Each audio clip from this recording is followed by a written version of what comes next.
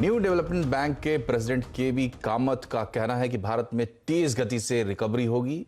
हमारे group editor Rahul Joshi से exclusive बातचीत में उन्होंने कहा कि इकोनॉमी में शैलो यू शेप रिकवरी देखने को मिल सकती है।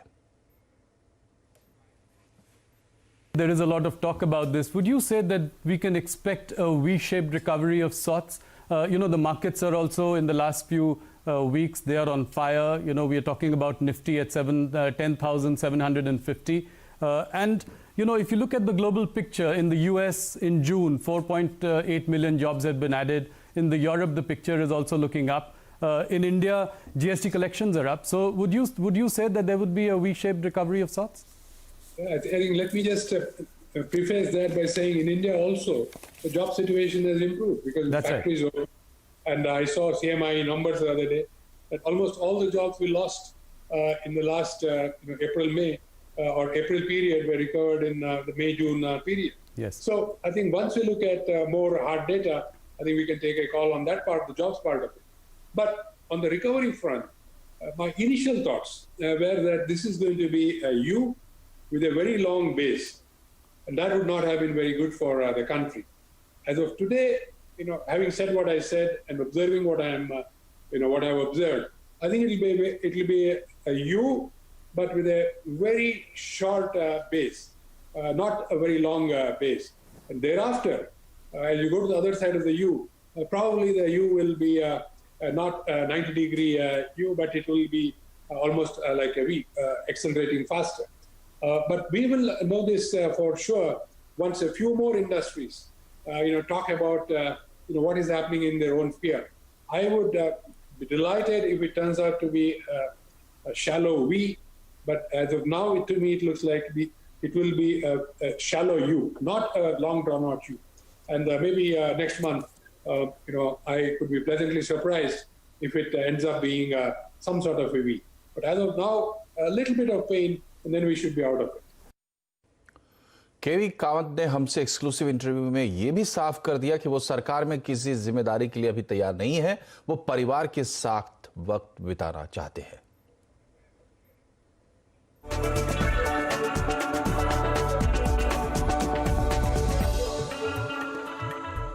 You've not been in India for the last 5 years, but you've been ever so often in the news, especially amongst us journalists, about a possibility of taking up a big assignment with the Indian government. Any feelers?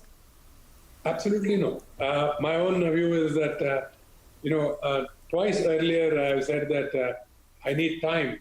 I'm getting on, as it were, and I need time to be with family. I need time to be with my grandkids. And every time I say this and a few years pass, they get bigger, I get older. The last time you said this, you were packed up for 5 years to Shanghai. Yes, so I'm saying that again, and I told my friends who were talking about now what, I said as of yesterday evening, let me put up my feet and relax. But my thoughts are always with the country, and when somebody like you talks to me, I get energized to share maybe my 40 years plus of, it's now getting to be 50 years of experience. So that's what I will continue.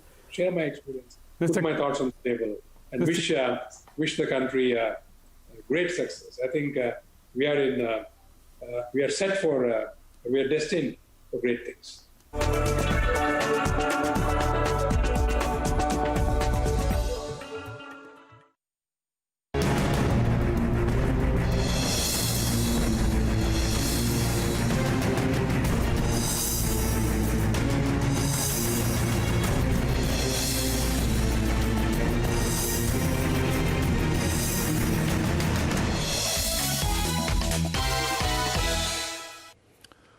तो देखना मत भूलिए ये पूरा interview. और अब बात करते हैं बाजार की। बाजार के लिए जुलाई अब तक मजबूती के नाम रही है। लगातार 5वें सेशन निफ्टी हरे निशान में बंद होने में कामयाब रहा है और आज निचले स्तरों से शानदार रिकवरी भी देखने को मिली है। निफ्टी बैंक भी दिन के निचले स्तरों से सुधरकर तकरीबन 2% ऊपर बंद हुआ है। बाजार का पूरा हाल लेते हैं, सुमित मेहरोत्रा हमसे जुड़ गए हैं। सुमित, सबसे पहले बाजार की हाईलाइट्स।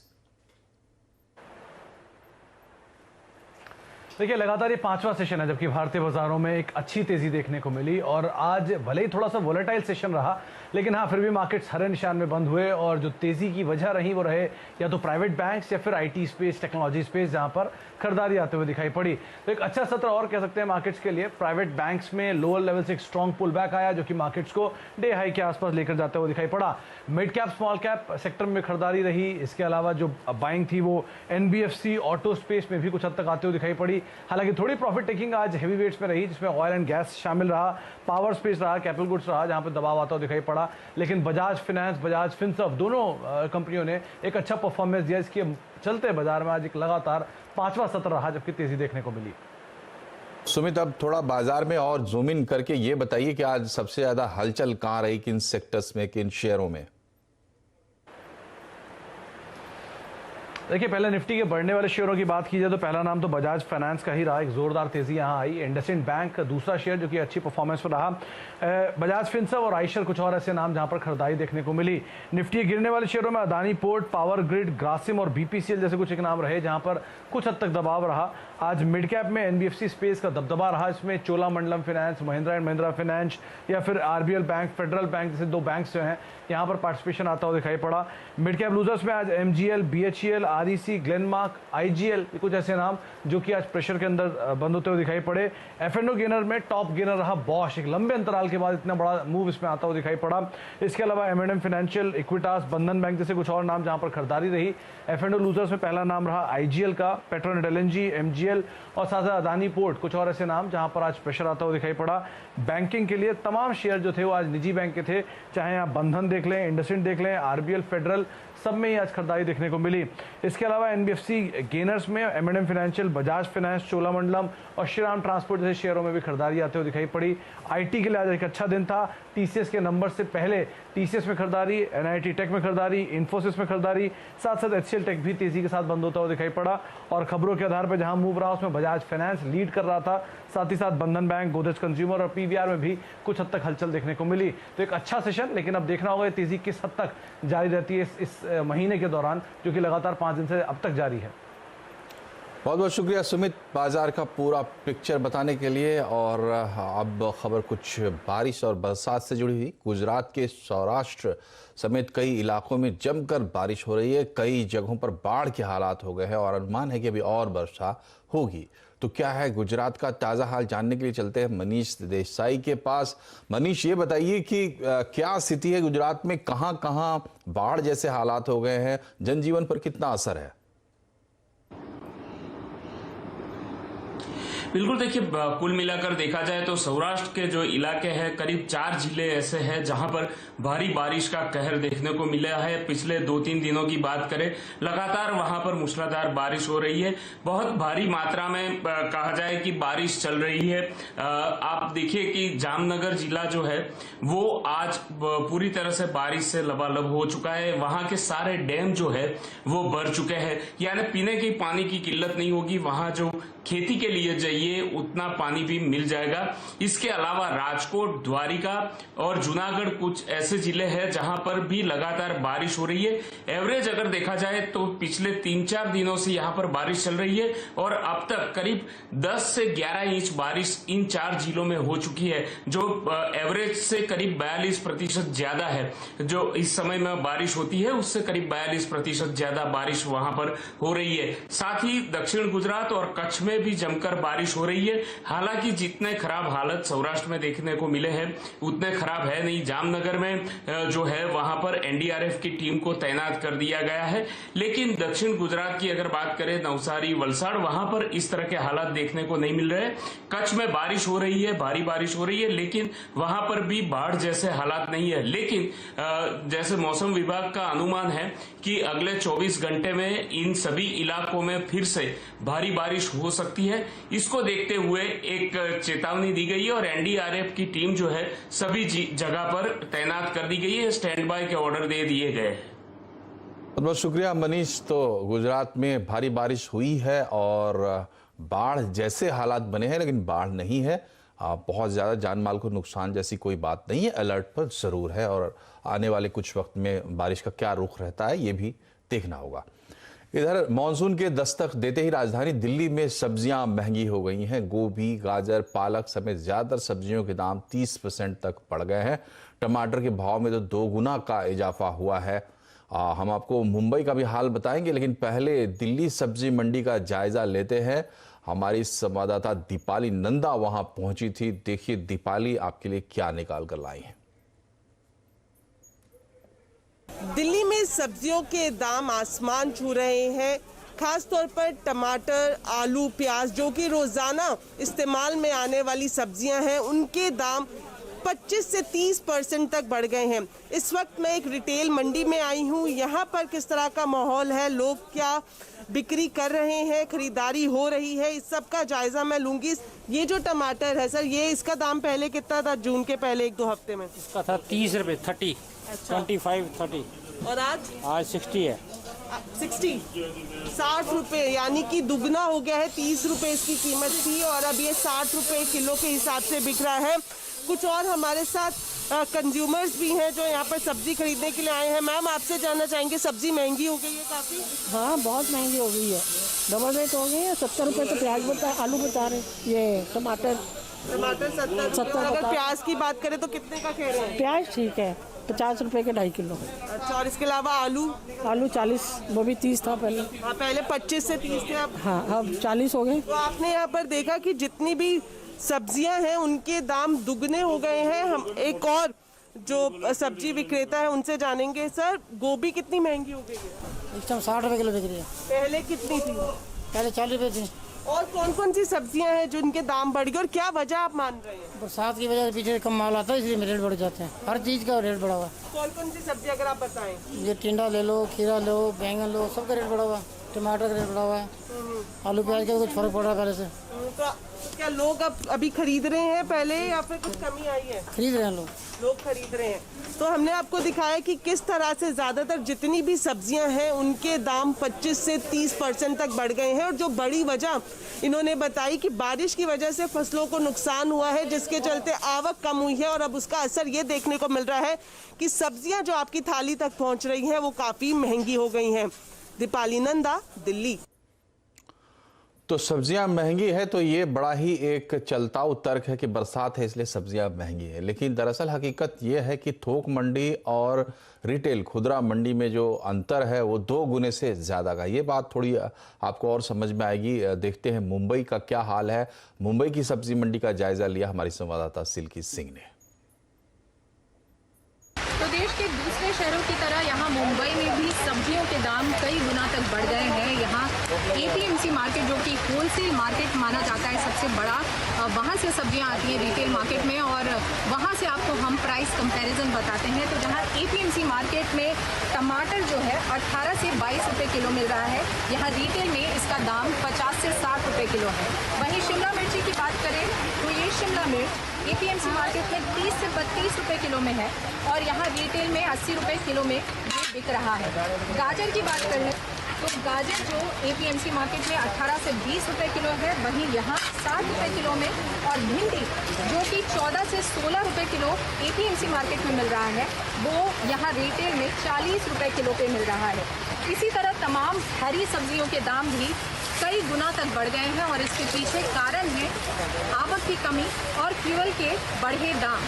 तो अब कोरोना काल में लोगों को काफ़ी मुश्किल आ रही है सब्जियों के को खरीदने में भी, क्योंकि इसके दाम काफ़ी बढ़ गए हैं। सिल्की सिंह, मुंबई। जी, तो अब कोरोना काल में काम क्या है, घर में बैठ के खाना बनाना, और खाना और सब्जियों पर भी आफत है। बहरहाल अब देखते हैं कि कोरोना का अपडेट क्या है। देश में कोरोना पॉजिटिव की संख्या 7 लाख के पार पहुंच गई है, 7,20,000 के करीब पहुंच गई है। कोरोना से जुड़ी हर अपडेट लेते हैं। दीपाली नंदा एक बार फिर हमसे जुड़ गई हैं। दीपाली, ये बताइए कि इस वक्त की बड़ी खबरें नेशनल लेवल पर अगर हम बात करें, देश के लिए कोरोना की बड़ी खबरें क्या है? देखिए, सबसे बड़ा अपडेट मैं ये देना चाहूंगी मनोज जी कि लगातार 5वें दिन ये जो आंकड़ा आया है कि हम रोजाना बताते हैं कि 24 घंटे में कितने पॉजिटिव मरीज हुए, तो लगातार 5वें दिन 20,000 से ज्यादा पॉजिटिव मरीज देश भर में मिले हैं 24 घंटे में। तो आप अंदाजा लगा सकते हैं कि कुल संख्या कितनी तेजी से बढ़ती हुई दिखाई दे रही होगी। स्वास्थ्य मंत्रालय का जो ताजा आंकड़ा है वो बताता है कि इस वक्त देश में कुल पॉजिटिव मरीजों की संख्या 7,19,000 के पार जा चुकी है। वहीं अगर हम एक्टिव केसेस की बात करें, यानी ऐसे मरीज जिनका इलाज देश भर में अलग अलग हॉस्पिटल्स में चल रहा है, तो ऐसे मरीजों की संख्या भी 2.5 लाख से ज्यादा है। एक राहत की बात यह है कि इंप्रूवमेंट रेट साफ तौर पर जो रिकवरी में है वो देखने को मिल रहा है।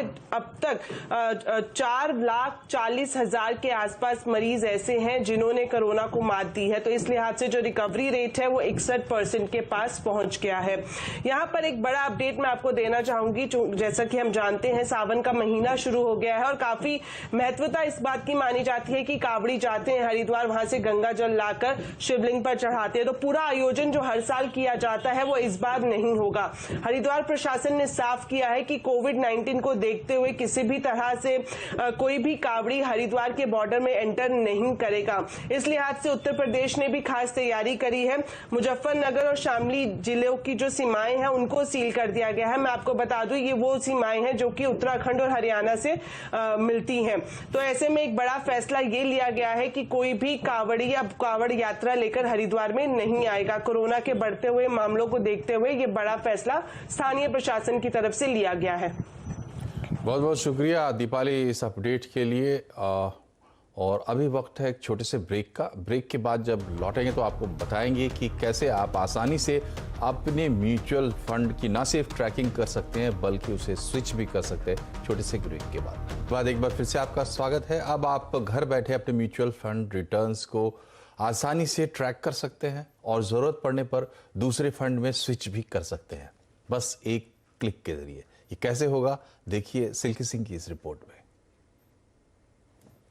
अगर आप अपने म्यूचुअल फंड पोर्टफोलियो के परफॉर्मेंस से परेशान हैं और किसी दूसरे फंड में स्विच करना चाहते हैं, तो स्मार्ट स्विच वो प्लेटफॉर्म है जो आपके लिए ऐसा करना आसान बना देगा। हमने पाया कि काफ़ी रिटेल इन्वेस्टर्स हमसे कांटेक्ट कर रहे हैं, बोल रहे हैं कि हमको इतना लॉस है मेरा पोर्टफोलियो, हमको क्या करना चाहिए। तो हमने फिर उसके बाद एनालाइज करके पाया कि ऐसे करीब 11 लाख करोड़ का AUM ऐसा है जो कि रैंक MF के हिसाब से 1, 2 या 3 स्टार रेटेड हैं, जो कि अच्छे क्वालिटी के स्कीम्स नहीं हैं। Mutual fund ranking agency rank MF ने इसके लिए अपनी वेबसाइट पर स्मार्ट स्विच फीचर शुरू किया है। इसको इस्तेमाल करने के लिए आपको बस रैंक MF की वेबसाइट पर जाकर इवैल्यूएट पोर्टफोलियो पर क्लिक करना है और अपने लेटेस्ट ECAS स्टेटमेंट को अपलोड करना है। ये टूल पहले आपको आपके पोर्टफोलियो का स्कोर बताएगा और फिर आपको स्विच करने के विकल्प भी बताएगा। अगर सही तरीके से सही फंड में अगर आपने नहीं लगाया तो चांसेस जो हैं जो आपका पोर्टफोलियो रिटर्न मिलना चाहिए वो नहीं मिलता है।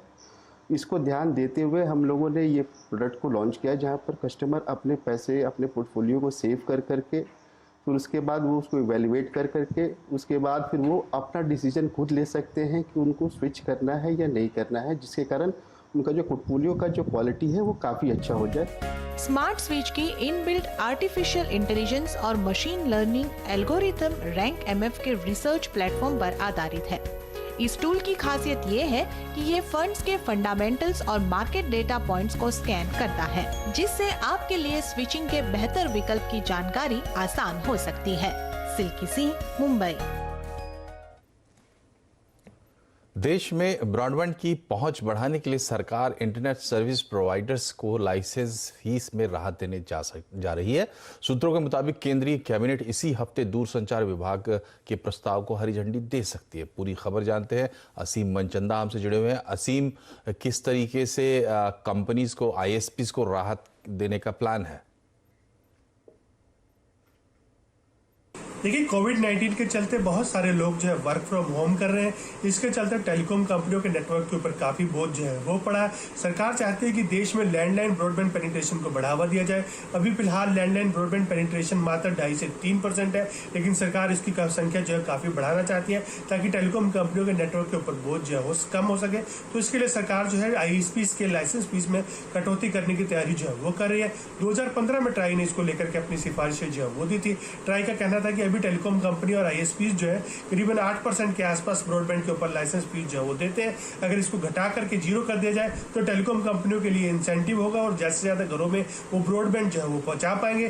जो दूरसंचार विभाग है उसने इस सिफारिशों को स्वीकार जो है वो कर लिया है। जो डिजिटल कम्युनिकेशन कमीशन है उसने भी इसको हरी झंडी जो है वो दे दिया है। तो हमें सूत्रों के हवाले से जानकारी मिल रही है कि इसके लिए कैबिनेट नोट जो है वो भी तैयार हो गया और 1 हफ्ते के अंदर अंदर जो कैबिनेट है इन सिफारिशों को हरी झंडी जो है वो दे सकती है। तो टेलीकॉम कंपनियां करीबन 900 करोड़ रुपए के आसपास जो ISPs हैं वो ये सर्विस लाइसेंस फीस जो है वो सरकार को देते हैं। तो अगर ये लाइसेंस फीस में कटौती होता है तो उनको फायदा तो पहुंचेगा ही पहुंचेगा, ये कंज्यूमर को भी पास ऑन होगा। तो आने वाले दिनों में कंज्यूमर के लिए जो लैंडलाइन ब्रॉडबैंड है वो काफी अफोर्डेबल हो जाएगा, उनके लिए काफी ये सस्ता हो जाएगा और ये आसानी से इसका इस्तेमाल जो कर पाएंगे।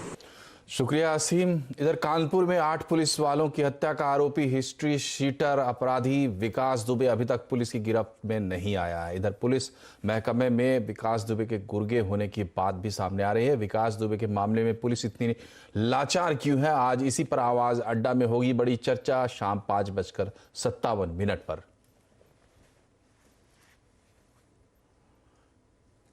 बीजेपी नेता और राष्ट्रीय प्रवक्ता शायना NC को प्रसार भारती बोर्ड का सदस्य मनोनीत किया गया है। प्रसार भारती देश की सबसे बड़ी सरकारी ब्रॉडकास्ट कंपनी होने के साथ साथ संचार की शीर्ष संस्था भी है। शायना NC ने अपनी इस नियुक्ति के लिए प्रधानमंत्री नरेंद्र मोदी का शुक्रिया अदा किया और कहा है कि वो पूरी जिम्मेदारी के साथ अपने कर्तव्यों का पालन करेंगी।